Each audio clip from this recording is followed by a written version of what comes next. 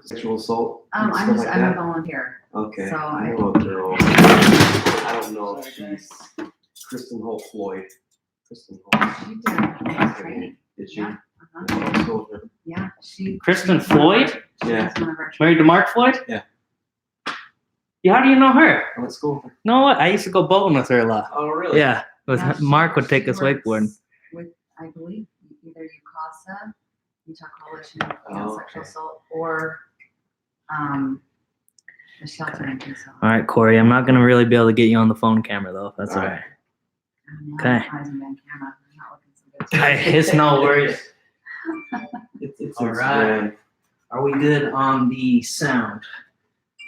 Let me move this down real quick, you guys. I'm going to be going live for episode 29.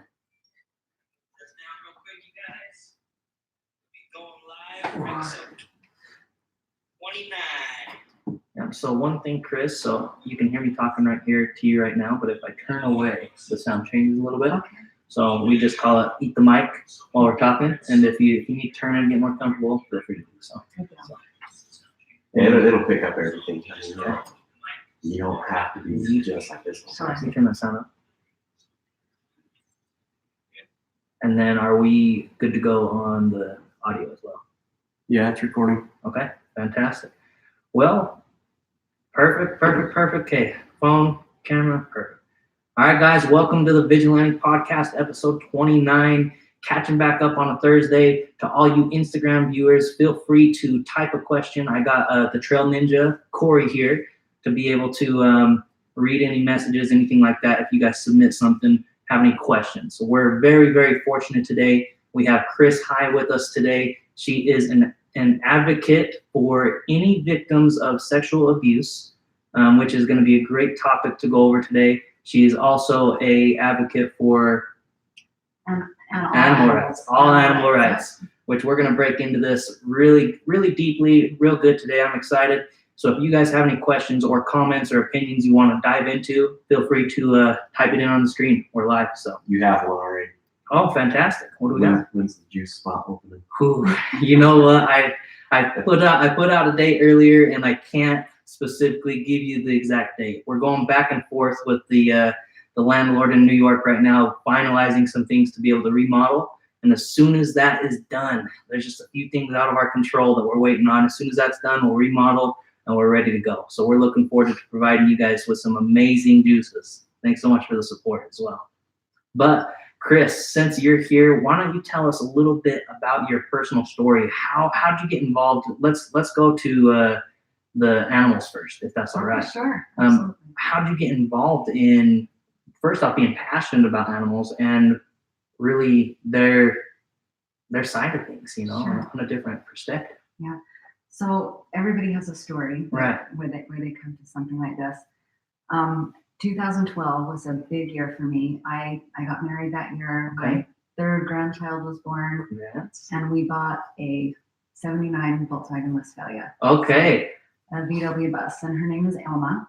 I love it. Nice. We found her in Seattle, flew up to Seattle, and she already had the name Elma. We didn't want to give her a complex about changing her name, so Yeah. we kept that. Soon after we bought her, we decided to go on a camping trip, Okay. and it's a 10-day camping trip to Lander, Wyoming, kind of a far camping trip. We had we had 5 adults in the bus, my husband and myself, my 2 adult children, and my daughter's friend, Mara. She's from Germany and lives over here on a work visa, and we had 3 dogs. Wow. And all of our camping gear, food, and when we camp, it's like all about food. Yeah. So Ceremony. yeah, so we go on this camping trip, and my daughter had told me that her friend, they met at Ogden Nature Center and worked together there. She said she's vegetarian. Okay. And so I'm like, what am I going to feed a vegetarian? And I'd never really been introduced to that lifestyle. Yeah. Didn't really know anybody personally that was either vegan or vegetarian. And so I kind of modified some things that we could give her. And she said, I'm not picky. I'll find something that, no big deal. But being my love language is food, I wanted to make sure she was taken care of. So tweaked some things so she could eat, and in our conversation over that 10 days, I was very fascinated. Yeah. Why are you vegetarian? What is your whole thought process on this? And something that I've stolen this line from her so many times, but when she told me it's a kinder way to live, and that just gave me, made me pause for a moment and think, okay, that this is a kinder way to live. And over those few days, my daughter and I are talking about this lifestyle, and we decide to challenge ourselves to, try vegetarianism. Yeah. And really, it was kind of maybe like a shallow decision, like, oh, let's just try it. Yeah. Let's do it, no big deal. So we did. July 4th, we had our last supper of chicken pizza. All right. Up in Lander, Wyoming, at an awesome pizza place. And from that moment, I went vegetarian, and so did my daughter. She's no longer vegetarian, but and then I started to really like dive into it. Yeah. And think about it a little bit more, like why am I doing this? Yeah. Is it just because I heard about it, or what it is? And I kept going back to that. It's a kinder way to live.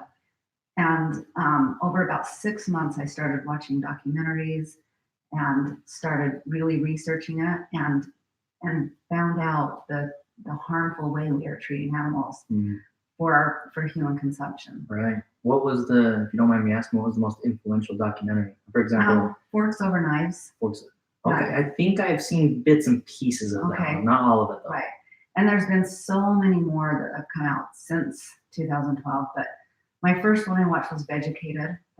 That's a really good starting point. And then Forks Over Knives, and there's What the Health. That one was nuts. I saw that one, and yeah, it's an eye opener for sure. So yeah, there's many that I can't even think of them all. But there's another station I watch called Food Matters TV. Okay. There's lots of good information and documentaries on that as well. Gotcha.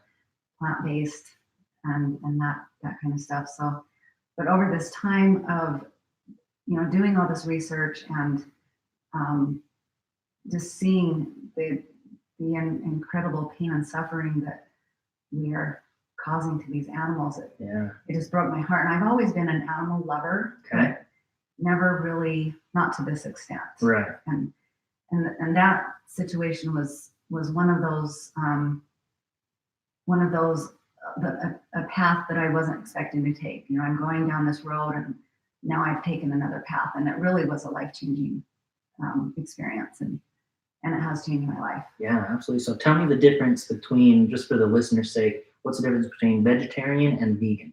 Oh, okay. So vegetarian, most vegetarians will eat cheese. Okay, so dairy products. Dairy products, eggs. So the thought process behind vegetarian is, if the animals still can live and maintain their life, you're okay to eat those products like dairy, milk, and cheese, and eggs, because chicken's not killed to produce these eggs. But, and then vegan is completely plant-based. Nothing animal product. Fair enough. And I grew up in Utah, so we had always, I'm only 22, so I'm not too crazy old, but we had always just seen like the boom of fast food. So there wasn't a ton of health consciousness going around as I was getting raised. It's continuously changing and moving that direction.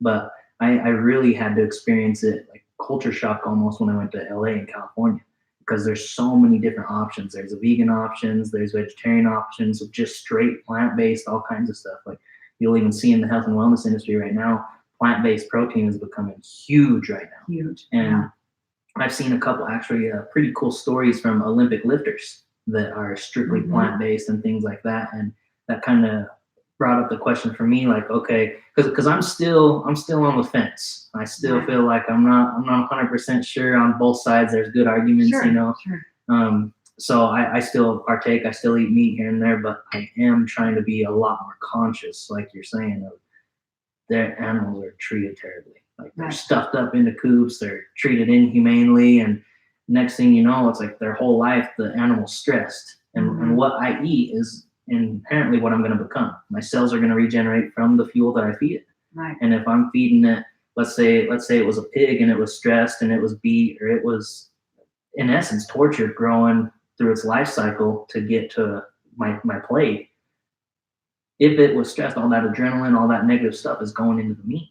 Right. All the negative chemicals, all the negative hormones and things like that. So that's where I'm really trying to stay away from. Or if I do eat meat, is it the grass-fed, organic, and free-range type stuff as much as I possibly can? Or even better, tell me what you think about this: hunting for our own meat. Are you? I personally, I don't believe in harming animals. Okay. So but that's just a personal thing. Yeah. I understand what people are saying when I hunt these animals and I use every single bit. Right. I get that, but as an animal lover, Yeah. I'm not a proponent of that. Okay, gotcha. That's 100% fair. Sure, That's absolutely cool. But again, it's very personal. Right. I don't judge anybody. Right. And you're in a judge-free zone here as well. So thank you so much for being willing to Absolutely. put it out on the table Sure. and educate us as well Sure. in different aspects. Well, and I'm not naive to the thought that we are going to become a meat-free society. It's just the way that we're doing it. The factory farms. Yes. I would like to see us go completely away from the factory farms. Right. That's where the animals are suffering. And people will say, well, our ancestors, ate meat. They grew these, had these animals and raised these animals for their consumption. And, but, it's not a fight for our ancestors' way of eating. It's the fight for the factory farms now. I'd like to see us get away from the factory farms. Gotcha. No, I agree with you 100%. I truly do. Just because they're trying to produce so much mass and so much quantity that the quality goes out the window. Sure. And what blows me away is just some of the things that have been like on the news that popped up. Man, this was in your food and this was in your food. Like you say, what are we really eating? Right. Yeah. Like if you ever go watch like how chicken nuggets are made, like that's some weird stuff, but everybody's still eating the chicken nuggets. And you get people on a habit loop. They'll keep coming back over and over, and even if it's absolutely terrible for them. It could be killing, like it could be cigarettes even, you just get somebody on a habit. They know it's not good for them, but they continue to come back to it because it's easy. That's what they know. That's what they feel comfortable with. And how do we start transitioning? And I think it comes with education first off, with like the documentaries and just the eye-opening to understand like what's really happening. How did everything on my plate get here today? Right. And trying to understand that journey. And it's not always one we want to look, it's that where you like block everything and it's ignorance is bliss. Ignorance is bliss. That's where they're putting everything in, is ignorance is bliss, and it's not. Right. It's not a good thing because it's becoming part of us. And then if we eat diseased animals or anything like that, bam, next thing you know, we're carrying it. Sure. So it can go very, very fast. And education is key. You're right. And I think sometimes we're not prepared to hear it. Right. Or, it may not be somebody's time, like it was my time with the cute Mara from Germany. Yeah. That entered our lives. And that was my time to hear it. If somebody else is ready at another time, good for them. Right. I like your shirt as well. Be the change is what it says. I love it. I got this at a vegan cafe in Oregon. Okay, I love it. So are you vegan or vegetarian? Mostly vegan, vegetarian. Mostly vegan? Mm-hmm. Okay. Yeah. Occasionally I'll go through a phase where I eat eggs. Gotcha. Dairy now too. I like the cashew milk. Cashew milk's great. Almond milk. Just pure canned coconut milk. Okay. I drink that in coffee and tea, and just your basic silk almond milks and even soy milk. Like that. And there's cheeses that are, nut cheeses that are really good. What one have you tried that's good? Because I only tried one and I didn't like it. Yeah. Because our whole team that's building the juicery right now, we're all like trying to get educated as much as possible on everything health right now. Sure. So it's like we're seeing new products, like, hey, let's try that. And we tried a nut cheese, and it was a tough one to eat because I love like peanuts and cashews and all. I love them all. Right. Like I love there's just good healthy fats and good snacks, But right. What's a good cheese recommendation? Trader Joe's has a good almond cheese. Okay. That I really like. Diet cheese is good, but you have to, it's like DAYAI, I think, something like that. You just have to use a little bit. If you're Okay. going, don't put a ton on your pizza Yeah. or whatever you're going to do. It just doesn't have the best flavor. So, did everything kind of come in together, being more like animal rights and diet lifestyle changes that all come at the same time? It progressed. It started with the diet, and then started with learning about animals. Yeah. And then just starting to feel that compassion for animals after learning about their suffering and the knowledge that they're sentient beings. So that was a big part of it. And I volunteer for a dog rescue. So my husband and I, we foster and will help rehome dogs with this rescue. And so there's that, along with the other stuff. And honestly, I don't do a ton with animal rights advocacy for farm animals. Yeah. I went to a march, and this past November, there was the founder of PETA was in Salt Lake City, and she did a big speech, and there was a march throughout Salt Lake City. It was a peaceful march, very good experience. Yeah. And James Cromwell was there from Babe. And the next day after that, we went to a factory farm in Moroni, Utah, I believe. Okay.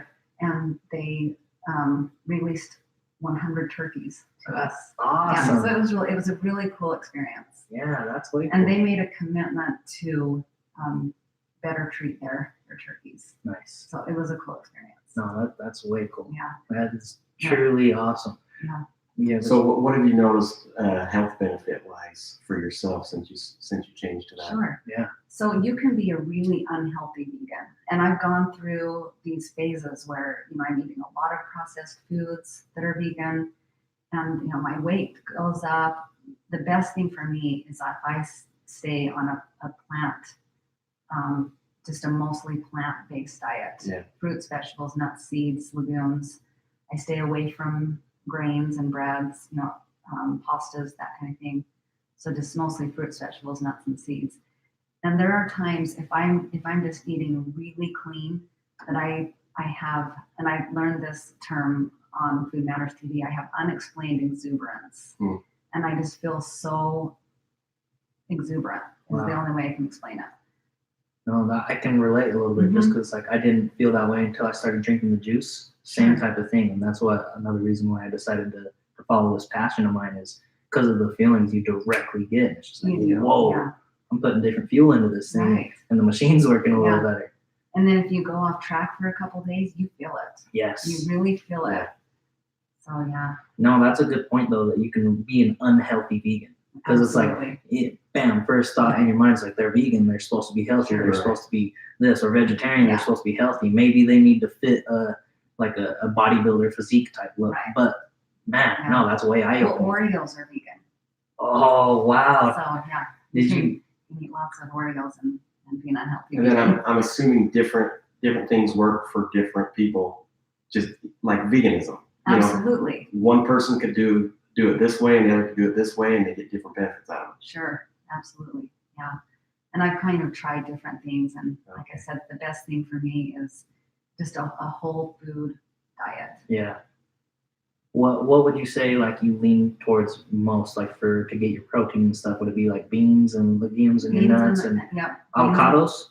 Avocado. I eat lots of avocados and pumpkin seeds. Okay. Almost every day I eat avocados and pumpkin seeds. Gotcha. Not together, but those are both high protein. Right.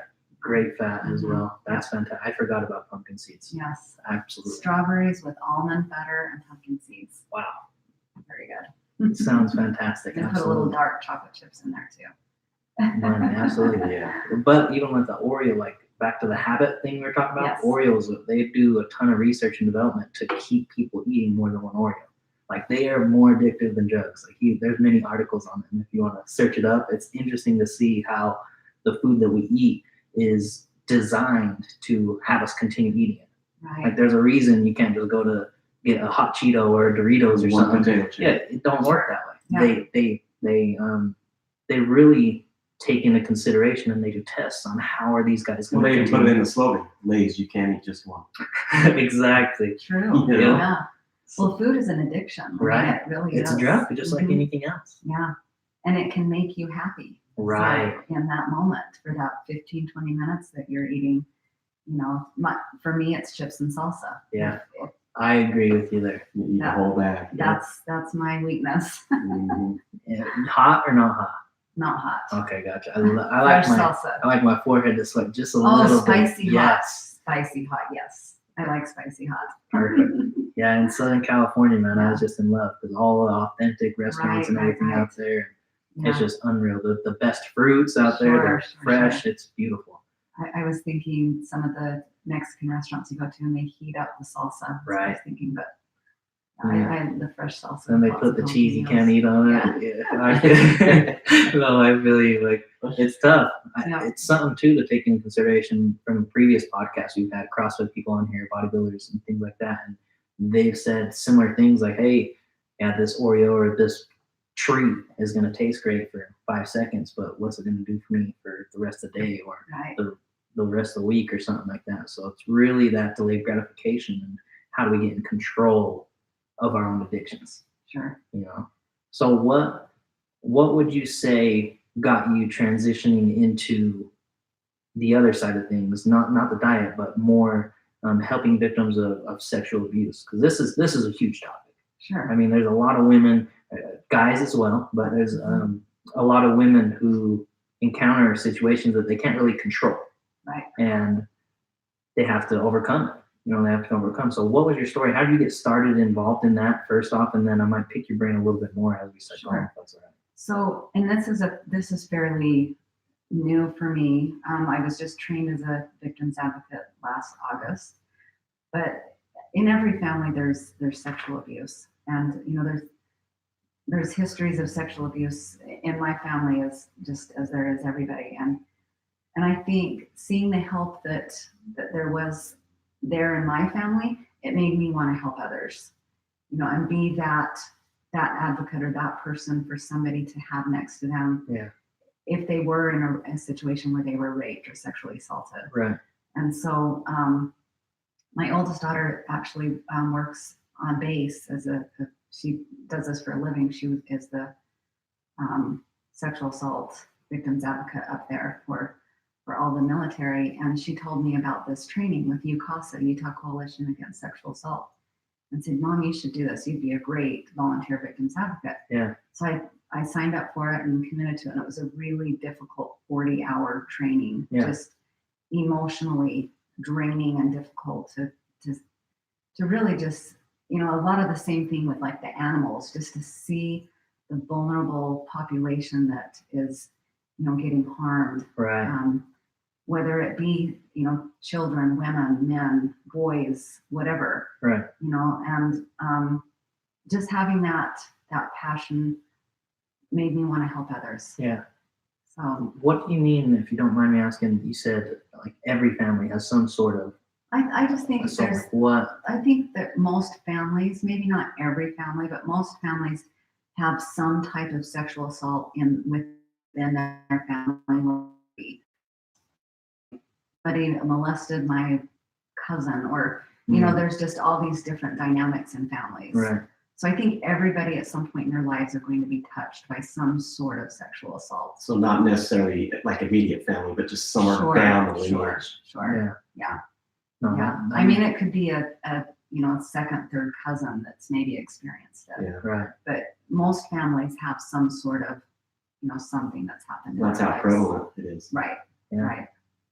Yeah, it's wild, and it's like I've talked about this in previous podcasts, but I truly feel like values are changing today as well. For example, like sexual acts aren't as much of a valued thing in today's society. For example, when I was a little guy growing up, I remember seeing TV shows all the time of family group settings, and you're not seeing any of that type of stuff. And now you're seeing a lot of more single men, single women or married women on different adventures throughout their life, going Right. back and forth, but the value is not placed as much on it. So I feel like it's easy for, especially young boys or something, let's say, growing in the first experiences with women. Like there's a dangerous line there if they're uneducated, and if Right. they've been seeing these examples of, oh, this person that they look up to, he's been with 100+ women, so it's like that's their cool thing to start doing. The next thing you know, it takes them in a negative path. Sure. And that's what I see just from an outside perspective. Because I've actually had people. It was an interesting situation. There was a girl that I was friends with and a guy I was friends with, and they hung out one time, and somebody, I don't know who was at fault at the end of the day, but after everything was over, they were done talking, it went bad, and it was just somebody crossed each other's lines. And it only takes once, to cause a long-term permanent damage to somebody or to yourself if you're taking those actions. What would you say for a young woman? So first off, let's say a young woman that hasn't experienced any sexual type of assault, and how can they continue to be strong, aware of what it might be, as well as protect themselves from something? Right. So I think with young women or women in general, you just need to trust your instincts. Yeah. And even young men. I mean, it's all of it. There's women's intuition for a reason. Yeah. I mean, that term is there for a reason. If something doesn't feel right, if you're going into a situation, you need to get out of that situation. Just trust your instincts, trust your gut. Always stay strong. Make sure what you're doing is relevant to who you are. Yeah. I don't know if I'm answering your question Absolutely. appropriately, but just make sure you're in a situation that seems safe. Always keep yourself safe, and always keep your power. A lot of times sexual assault is about the power. It's not really about sexual gratification. In many of the situations, it's about power. I mean, because we have women on women sexual assaults, Right. and it's about power. Yeah. Whatever it is, it's power. No, that's interesting. And then what about and I've experienced this personally with, because I'm 4 years graduated from high school, 5 years, but so I've been seeing all the college kids, all the high school, and then junior high. It's real fresh. There's a lot of women too who they just don't feel like they could say no to a guy. Mm-hmm. And after I was blessed, because after I saw that situation happen in junior high, I was like, all right, now anytime I don't want to push the boundary to get into a gray area, because it can get dangerous in gray areas. So communication is very important for me.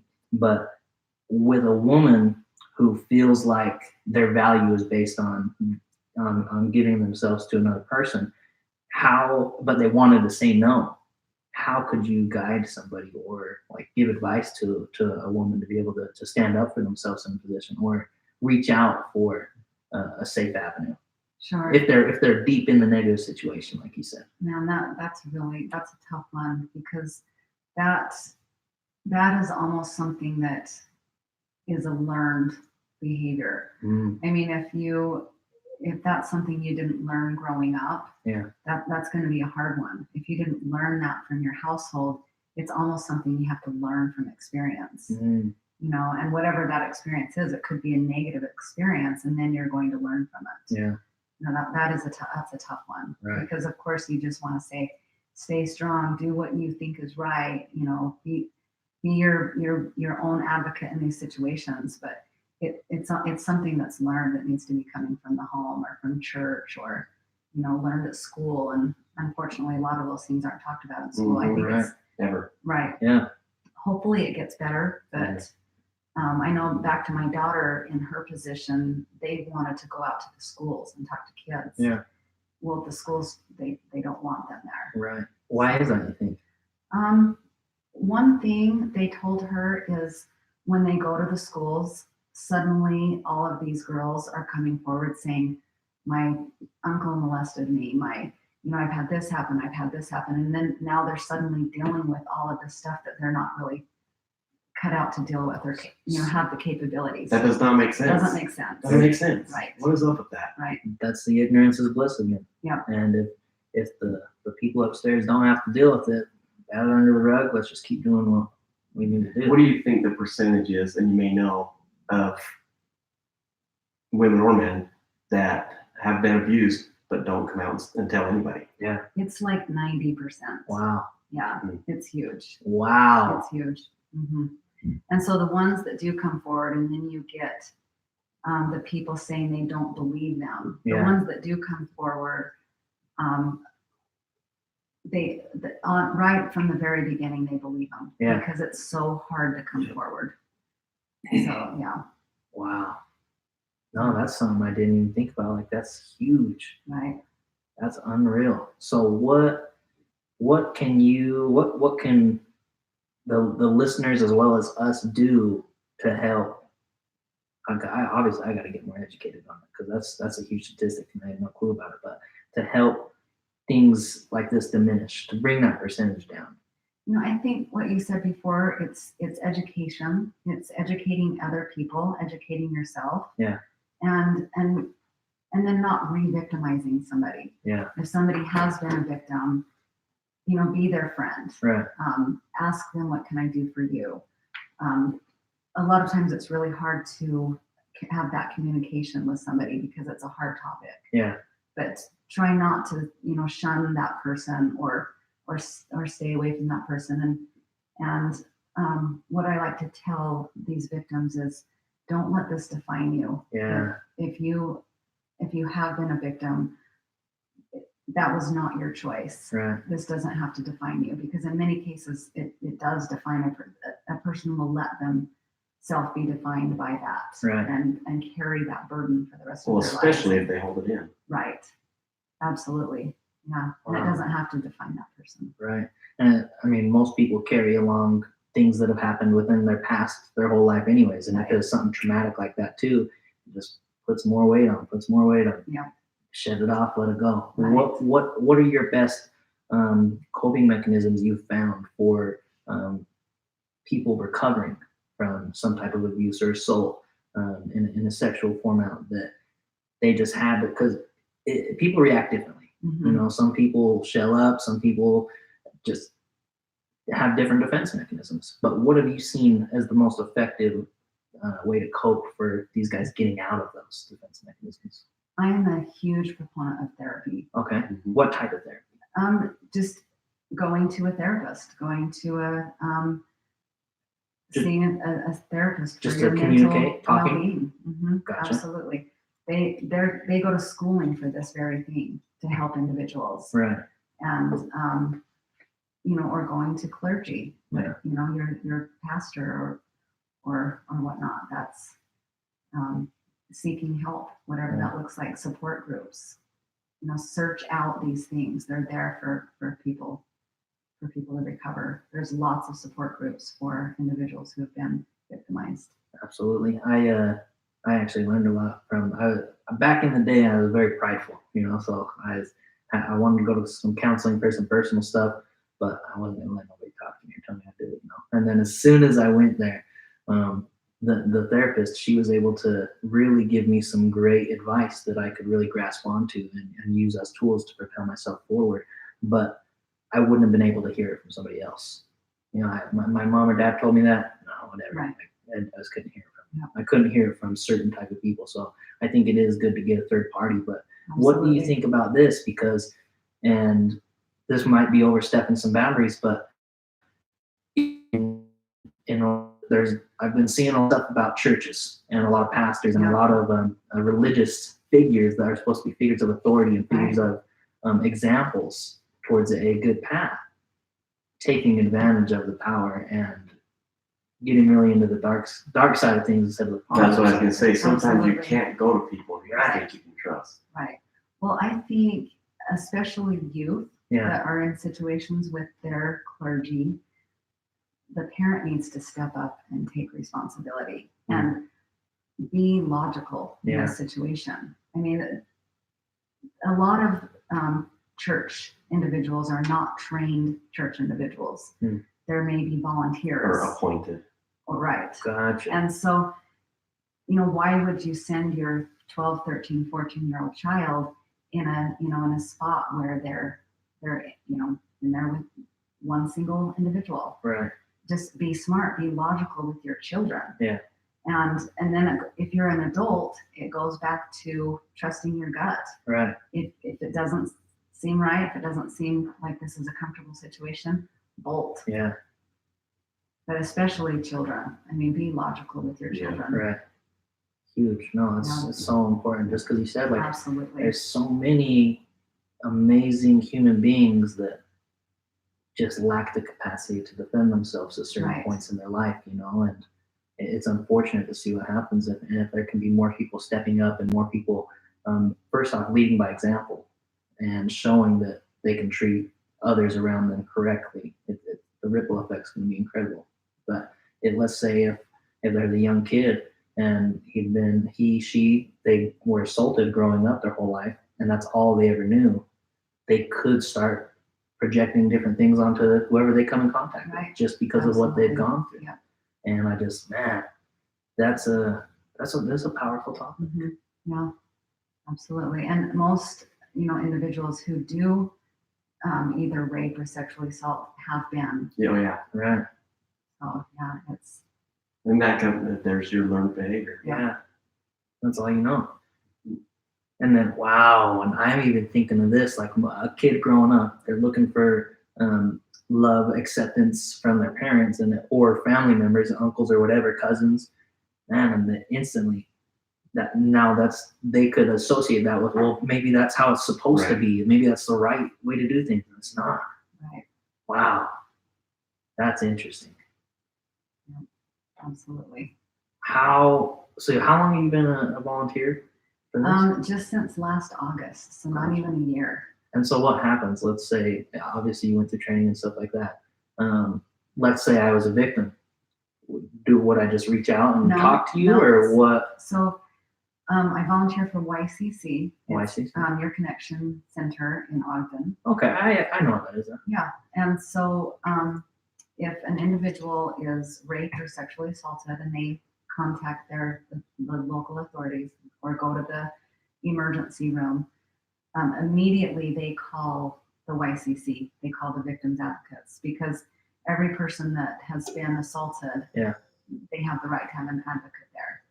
And so I'm on call for 24 hours a week. Okay. It's like Sunday at 6 p.m. to Monday at 6 p.m. And if there's a reported assault in that time, then I go to either McKD, the emergency room, or Ogden Regional, or there's a rape crisis center in Ogden. And I'm there for the victim. Yeah. And I'm there in capacity to make sure they feel comfortable. They have water, they have if they're hungry, or if they just want somebody to hold their hand during their, the rape kit, the whole 9 yards that they have to go through because they've been violated. Mm-hmm. So I'm just there to help them through it. Right. And write the necessary reports and turn that in. That's incredible. So what about, and just your story right there brought this question up, is what about a person who had been assaulted? They don't want to report it to the authorities because they're worried about consequences to themselves or to the other people or whatever it may be. Mm-hmm. How would somebody best go about seeking counsel that they need if they were worried about going to the police? Sure. Well, so you don't have to report it to the police. If somebody were assaulted, they can go to say the YCC and say, I have been raped, but I don't want to report. Mm.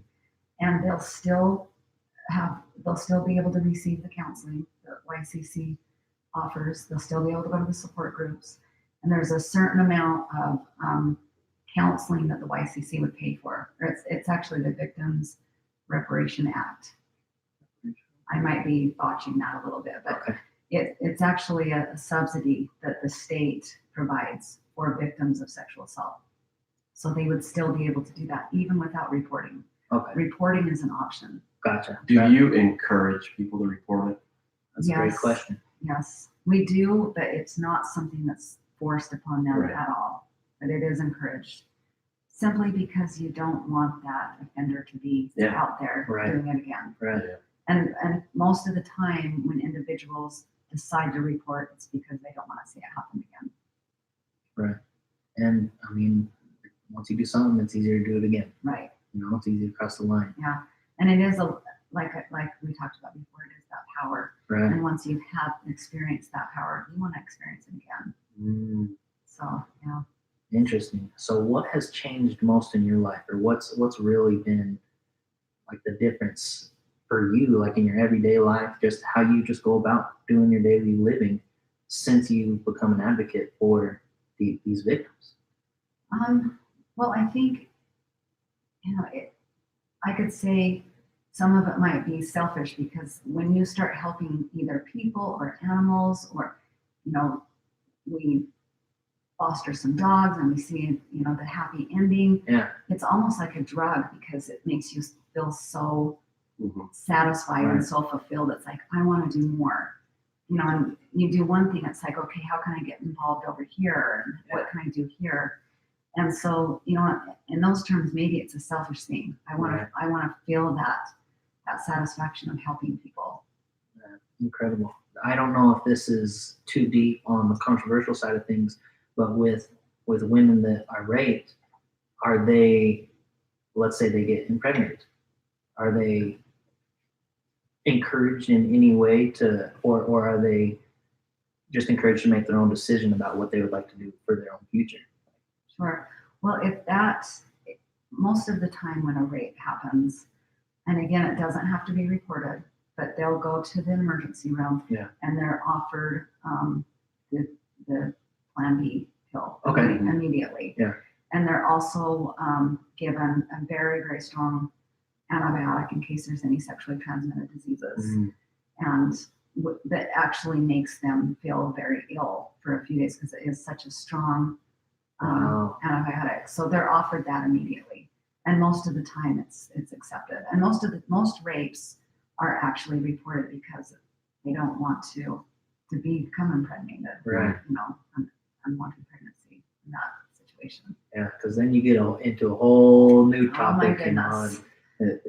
battles on both sides. Yes. Man, no, that's incredible. So, what would you say for any like last gold nuggets for the listeners here? What would be the most important thing for whether it be health and wellness tips or just victims of any type of assault? What would you say? Well, on the victims of sexual assault, again, I'll repeat one thing, is that it doesn't have to define you. Yeah. That's That the really biggest is beautiful. thing that's the first thing I like to tell people, is that this does not have to define you. Another thing is, be committed to something you're passionate about, find whatever that is, and stick with it, and make action out of it. Not just, I feel for this. Right. Be active in whatever you're committed to, whatever you're passionate about. I like that a lot as well. I do. What about on the health and wellness side of things? Anything vegan wise or vegetarian wise? What would you support somebody to go try if they're just trying to get into the lifestyle, experiment? Sure. Documentaries. Okay. Just, dive into it. Education. Yeah. And the funny thing is, you can't unlearn what you I learned, know. right? That is so real. It's like sometimes you just want to do this. Right. It doesn't work. Yep. No, that's cool. So, just a weird fact here. I was reading a book about the brain and the mind, and the brain actually has enough capacity to understand every memory from cradle to grave. So just like you said, you can't unlearn you can't unknow what you know. Right. And it's a blessing and a curse, you know. Yeah. So beautiful. What about you, Corey? You have any questions? Last questions before we wrap this up? No question. Like I said, I love that. So Yeah. That's great. Truly. Thank you so much, and thank you so much for joining us today. Sure. If we can help in any way in the future, we'd be more than glad to. In any way we can, just reach out to us, and if we can support any cause for victims or anything like that, let us know. Awesome. That'd be Thanks beautiful. for the opportunity. Hey, our pleasure. Thanks so much for joining us. I really think there's at least, I'm going to say at least one, but I know there's multiple people who are going to hear this and see this and say, man, okay, now I have an avenue to seek the help they're looking for. Because if we're in the 90 percentile, that's nuts. There's so many people that need to hear this. So thank you so much. And thank you guys all for joining us on the Vigilante podcast. And as always, coming to you raw.